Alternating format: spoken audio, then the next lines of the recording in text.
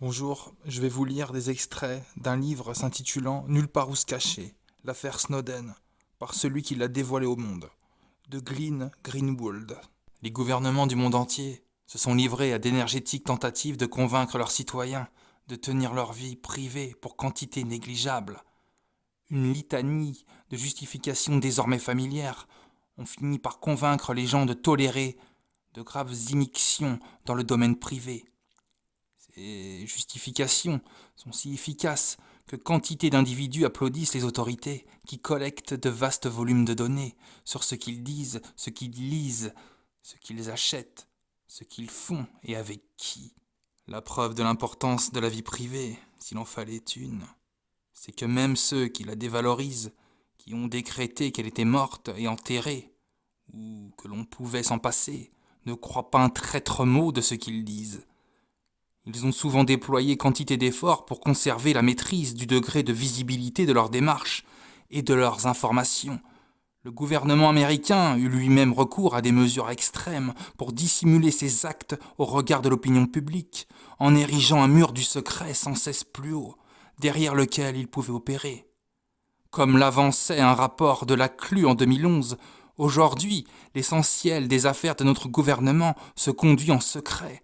Ce monde de l'ombre est si impénétrable, si vaste, si pesant, selon les termes du Washington Post, que personne ne sait combien d'argent il coûte, combien de gens il emploie, combien de programmes existent en son cadre, ou combien d'agences au juste font le même travail.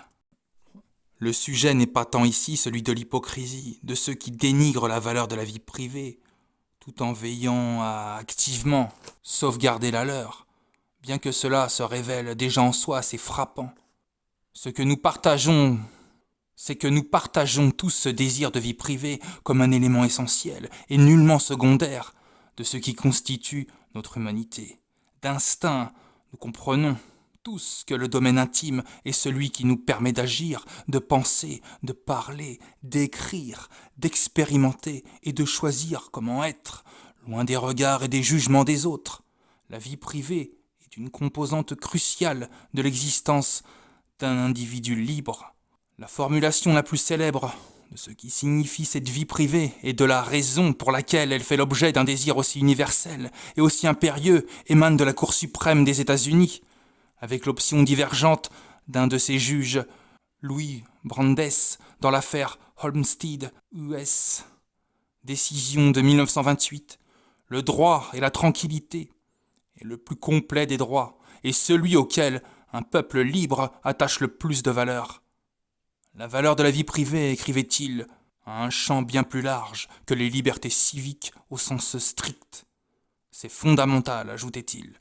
Les pères de notre Constitution comprenaient le besoin de fixer des conditions favorables à la poursuite du bonheur. Ils reconnaissaient l'importance de la nature spirituelle de l'homme, de ses sentiments et de son intellect. Ils savaient que seule une partie de la souffrance, du plaisir et des satisfactions de l'existence se trouve dans les objets matériels. Ils ont cherché à protéger les Américains dans leurs convictions, leurs réflexions, leurs émotions et leurs sensations. Ils leur ont conféré vis-à-vis du gouvernement le droit d'être tranquilles. Là, je vais vous lire une phrase d'un rabbin qui pourrait s'appliquer aux stalkers, qui eux-mêmes sont surveillés, mais en bonus, sont esclaves. Si vous ne pouvez jamais échapper au regard scruteur d'une autorité suprême, vous n'avez pas d'autre choix que de suivre les préceptes qu'elle vous impose. Vous ne pouvez même pas envisager de vous forger votre propre chemin en dehors de ces règles. Si vous êtes tout le temps surveillé et jugé, vous n'êtes pas réellement un individu libre. Le, le stalker veut plaire à ses maîtres. Mais il y a même des TI qui veulent plaire à leurs programmeurs. Sans doute pour prendre moins de fréquences électromagnétiques. Ça se fait plus de manière inconsciente. Le principe d'une bonne manipulation, c'est que le manipulé ne perçoit pas qu'il est manipulé. En allant dans les scripts choisis par ses programmeurs, tout en se disant que c'est naturel. Et je pense que beaucoup de TI empruntent cette voie. Inconsciemment, ils veulent plaire à leurs programmeurs pour prendre un peu moins de fréquences électromagnétiques. Ça se fait par l'association des associations positives, parce que tu vas rencontrer des mondes, parce que tu as des personnes qui vont venir te parler, des New Age, parce que tu vas écrire dans une revue. Et tout ça, c'est en lien avec ta programmation, c'est des stimuli positifs, tu te sens exister. Au bout d'un certain nombre d'années d'isolement, l'isolé, par le besoin naturel d'exister, peut accepter de rencontrer des personnes qui ne sont pas bonnes pour lui. La surveillance de masse que pratique l'État est donc répressive par nature. Même dans l'éventualité improbable où des dirigeants aux visées répressives n'en abusent pas pour se livrer à certains agissements, comme d'accéder à des informations privées relatives à des opposants politiques. Qu'il soit fait de cette surveillance un usage abusif ou non, les limites qu'elle impose à la liberté sont inhérentes à son existence même. Même si, en la matière, l'invocation du 1984 de George Orwell est un peu devenue un cliché, on révèle dans l'état de surveillance de la NSA d'évidentes résonances du monde qu'il a créé de toutes pièces dans son roman. Ils reposent l'un et l'autre sur l'existence d'un système ancré dans la technologie doté de la capacité de suivre à la trace les moindres faits et gestes des citoyens. Les défenseurs de la surveillance nient cette similitude. Nous ne sommes pas surveillés en permanence, soutiennent-ils, mais cet argument passe à côté de l'essentiel. Dans 1984, les citoyens n'étaient pas nécessairement surveillés à tout instant. En fait, ils ne savaient pas s'ils étaient effectivement surveillés, mais l'État détenait la capacité de les surveiller à toute heure. C'était cette incertitude et la possibilité d'une surveillance omniprésente qui servait à maintenir tout le monde dans le rang. La conception du panoptique, conçue par le philosophe britannique Jeremy Bentham, un bâtiment dont la configuration permettrait aux institutions d'efficacement contrôler le comportement humain. La structure de cet édifice devait servir, selon ses propres termes, à toutes sortes d'établissements où des personnes de toute espèce sont tenues sous contrôle. L'innovation architecturale primordiale du panoptique était une grande tour centrale d'où chaque pièce, où chaque cellule, chaque salle de classe ou chaque quartier de détention pouvait être surveillé à tout moment par des gardiens. Les occupants, en revanche, ne pouvaient voir l'intérieur de la tour et ne pouvaient donc jamais savoir s'ils étaient ou non observés. Dans les années 1970, Michel Foucault faisait observer que le principe du panoptique de Bentham formait l'un des mécanismes fondateurs de l'État moderne. Dans Dit et écrit, il écrivait que le panoptique est un type de pouvoir qui s'applique aux individus sous la forme d'une supervision individuelle continue, sous forme de contrôle, de punition et de neutralisation, et sous forme de correction, c'est-à-dire la formation et la transformation des individus en fonction de certaines normes. Dans Surveiller et punir, il approfondissait son analyse en expliquant que la surveillance omniprésente ne se contente pas de renforcer le pouvoir des autorités et d'obliger à l'obéissance, mais incite aussi les individus à intérioriser le regard de leurs surveillants. D'instinct, ils choisiront de faire ce qu'on attend d'eux, sans même se rendre compte qu'ils sont contrôlés. Le panoptique induit chez le détenu un état conscient et permanent de visibilité qui assure le fonctionnement automatique du pouvoir. Avec l'intériorisation du contrôle, le pouvoir externe, lui, peut s'alléger de ses pesanteurs physiques. Il tend à l'incorporel, et plus il se rapproche de cette limite, plus ses effets sont constants, profonds, acquis une fois pour toutes, incessamment reconduits, perpétuelle victoire qui évite tout affrontement physique et qui est toujours joué d'avance. En outre, ce modèle de contrôle présente le grand avantage de simultanément créer l'illusion de la liberté. La contrainte à l'obéissance existe dans l'esprit de chaque individu. De son propre chef, il choisit de se soumettre par crainte d'être observé. Cela élimine le besoin de recourir à tous les signes visibles de la contrainte et permet ainsi d'exercer un contrôle sur des individus qui se croient faussement libres. Dès lors que le gouvernement surveille tous les faits et gestes des individus, la simple organisation de mouvements de dissidence devient compliquée à mettre en œuvre. Mais la surveillance de masse éradique aussi la dissidence à un niveau plus profond et plus important. Dans les esprits mêmes, l'individu s'exerce alors à penser uniquement en s'alignant sur ce qu'on attend et exige de lui. Même si beaucoup de personnes disent des vérités, ils vont vers leur script. Ça peut être le script New Age, ça peut être le script de désinformation, ça peut être le script d'envoyer des sales coms. Et je me demande même si certains TI n'ont pas été choisis même avant, on leur a pas montré qu'ils étaient TI avant les autres, pour qu'ils puissent faire des vidéos sur internet, des blogs, que ça prenne une certaine ampleur, pour en faire des têtes d'affiche. Mais comme par hasard, ces personnes-là sont des gros désinformateurs. Ils vont t'envoyer, ils peuvent même choisir un TI en train de se dire, celui-là, dans quelques années, on va l'envoyer dans une direction. C'est comme ça qu'ils font. C'est du contrôle mental, c'est du très gros contrôle mental qu'on a derrière nous. Ça rigole pas. Et de toute façon, c'est soit le contrôle mental, soit tu leur obéis, ou soit tu vas subir une très grosse virulence si tu vas pas dans leur script, parce qu'ils sont très orgueilleux. Quand tu vas pas dans leur direction, tu sens une virulence accrue. Tu sens une très grosse virulence. Où il peut te mettre une virulence, après relâcher un petit peu pour que tu prennes une direction en envoyant des stimuli positifs. Voilà. Je continue. L'histoire ne laisse guère de doute. La coercition et le contrôle collectif sont l'objet et l'effet de l'état de surveillance.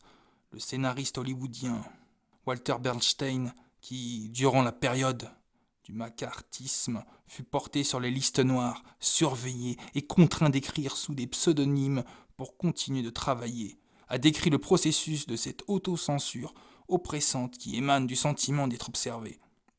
Tout le monde faisait attention, ce n'était pas le moment de prendre des risques, il y avait des auteurs qui ne figuraient pas sur ces listes noires et qui ont fait, je ne sais pas comment appeler cela, des choses très pointues, mais rien de politique. Ils se tenaient à l'écart de la politique. Je crois qu'il y avait ce sentiment général. Ne pas trop se faire remarquer. Ce n'est pas une atmosphère qui favorise la créativité ou qui permet à l'esprit de s'exprimer librement. Vous êtes toujours exposé au danger de l'autocensure, de dire non, je ne vais pas essayer cela parce que ça ne se réalisera jamais, ou alors je vais me mettre le gouvernement à dos. Ou d'autres réflexions de ce style. Le pouvoir de contrôle pernicieux qu'exerce cette surveillance omniprésente et l'autocensure qui en résulte sont confirmés par toute une série d'expériences et s'étendent bien au-delà de l'activisme politique. Des études exhaustives montrent en quoi cette dynamique opère au niveau personnel et psychologique les plus profonds. Une équipe de chercheurs publiant ces découvertes dans Evolutionary Psychology plaçait ces sujets face à des actes moralement discutables, comme conserver une grosse somme d'argent trouvée à l'intérieur d'un portefeuille, ramassé dans la rue, ou apprendre qu'un ami avait menti sur son curriculum vitae.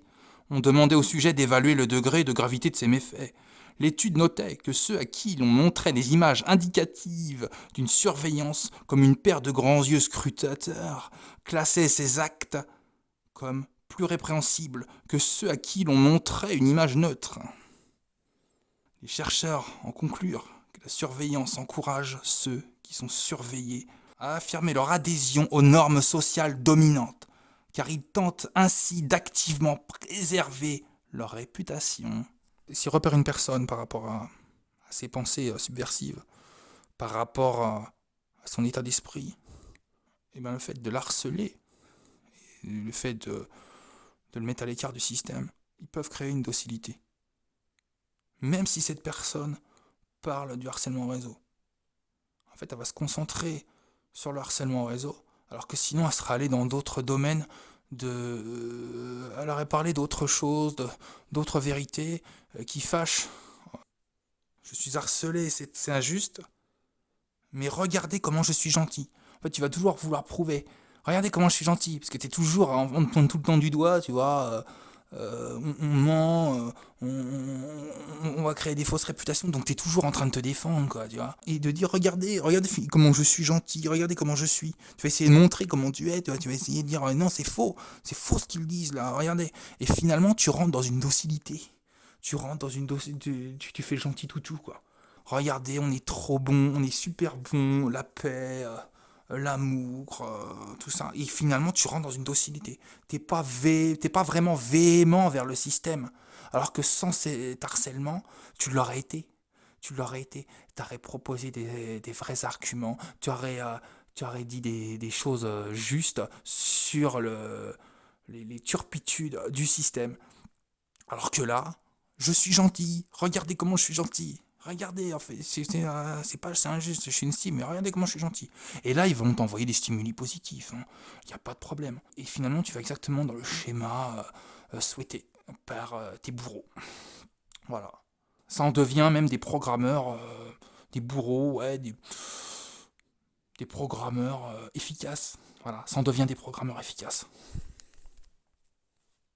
Et après, à l'inverse, tu peux aussi tomber dans le je t'emmerde, moi je t'emmerde. Hein. Les harceleurs, je vous emmerde, je vous emmerde, je vous emmerde, je vous emmerde, je vous emmerde, je vous emmerde. Et c'est pas bon non plus. Tout ce qui est caricaturé n'est pas bon. Ils vont pouvoir te pointer du doigt en te disant regardez là, comment il est virulent, c'est pas un gentil, il est infréquentable. Et là après, bon, ils vont pas hésiter, tu vas aussi dans un script. Après, tu as le script, il s'adapte toujours. Ils vont changer le script par rapport à ta manière de réagir. Voilà. Si tu réponds en train de dire je vous emmerde et tout, qu'à la rage, ils vont continuer à te mettre dans cette rage-là pour te discréditer. Tu vois. Parce que ça va, les gens qui vont t'écouter, ça va pas aimer, oh, c'est négatif. Et puis en plus, on est dans cette formule de New Age en train de se dire, oh là là, c'est une mauvaise, là, sur le moment, là, il a pas une bonne énergie, oh, là, j'enlève tout ça, tu vois, je vais écouter ma petite musique. Ma petite musique New Age, je vais écouter la pensée positive New Age, je vais écouter tout ça. Enfin, c'est pas pour rien que tout ça a été créé. Hein. Il suffit de voir maintenant même le langage, je veux dire, du commun des mortels, le jargon du commun des mortels, c'est en lien direct avec le New Age. Hein. Toi, tu dois subir cet encodage. Dès que tu dis une vérité, tu vas subir cet encodage-là.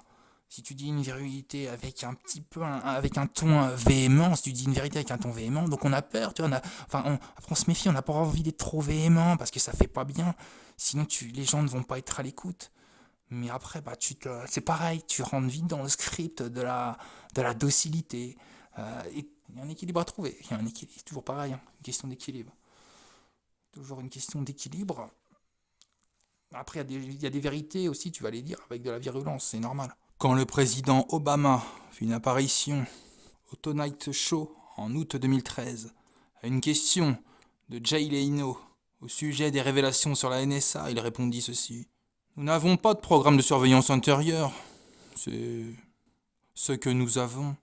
Ce sont certains dispositifs capables de tracer un numéro de téléphone ou une adresse email qui ont un lien avec une attaque terroriste. L'argument fonctionne. La perception selon laquelle toute surveillance intrusive se limiterait à un groupe marginalisé d'individus qui le méritent, parce qu'ils sont mal intentionnés, garantit que la majorité acquiescera à cet abus de pouvoir, ou même s'en félicitera.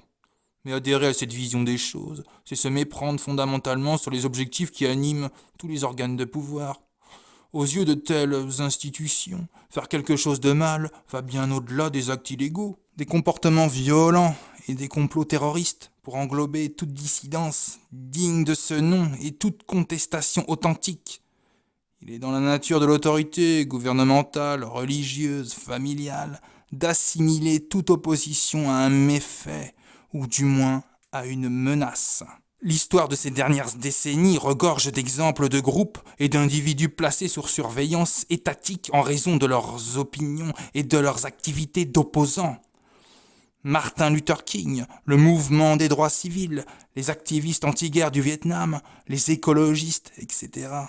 Aux yeux du gouvernement et de J. Edgar Hoover, alors directeur du FBI, tous ces individus faisaient quelque chose de mal.